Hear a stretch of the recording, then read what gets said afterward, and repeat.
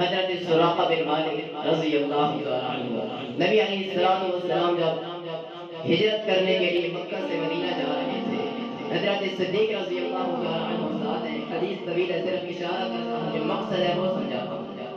حضرت سراقہ بن مالک رضی اللہ تعالیٰ عنہ انعام کی لالچ کے اندر آ کر نبی علیہ السلام کا پیچھا کرتے ہیں۔ ان کی جو سواری تھی، ان کے پاؤں زمین کے اندر پھنس جاتے ہیں، بالآخر کلمہ پڑھ کے مسلمان ہو جاتے ہیں۔ نبی علیہ السلام انہیں ایک بشارت دیتے ہیں۔ آپ فرماتے ہیں سراقہ، اس وقت تک تجھے موت آ ہی نہیں سکتی جب تک کیسر و کسرا کے کنگن تیرے ہاتھ کے اندر نہیں ہوگے۔ نبی علیہ السلام وفات پا جاتے ہیں، ابھی تک کیسر و کسرا فتح نہیں ہوا۔ وہ کنگن ویسے تو مرد کے لیے سونا حرام ہے، لیکن یہ ایک خاص وقت تھا جب حلال ہو گیا، کیونکہ میرے پیغمبر کی حدیث آ گئی تھی۔ نبی علیہ السلام کا زمانہ گزر جاتا ہے۔ حضرت صدیق رضی اللہ تعالیٰ عنہ 2 سال اپنے گزار کے وہ بھی اللہ کے پاس چلے جاتے ہیں۔ پھر حضرت عمر رضی اللہ تعالیٰ عنہ کا زمانہ آتا ہے۔ اس سے پہلے حضرت سراقہ بن مالک رضی اللہ تعالیٰ عنہ بیمار ہو جاتے ہیں، اتنی زیادہ طبیعت ناساز ہو جاتی ہے، بیٹی بھی کہتے ہیں کہ اب ہمارے بابا نے دنیا میں نہیں رہنا، اب اللہ کے پاس چلے جانا ہے۔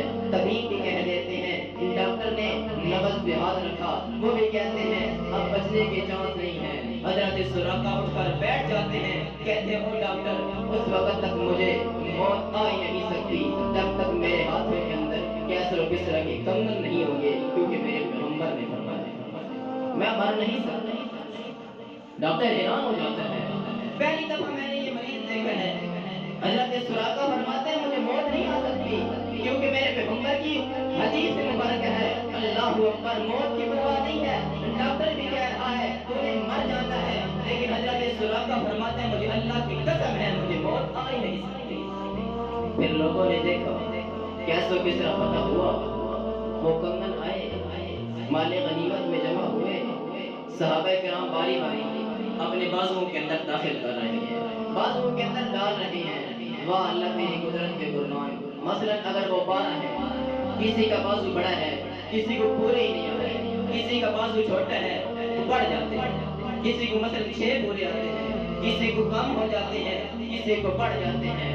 عمر فرماتے ہیں سراقہ کو بلا کر، حضرت سراقہ رضی اللہ تعالیٰ عنہ آتے ہیں، تندرست ہو جاتے ہیں۔ جب ان کو کنگن پہنائے جاتے ہیں بالکل فٹ آئے ہوئے پورے آ جاتے ہیں، جتنے کنگن کے بازوؤں کے اندر پورے آ جاتے ہیں، کنگن اتارتے ہیں، پھر اللہ کے پاس چلے جاتے ہیں۔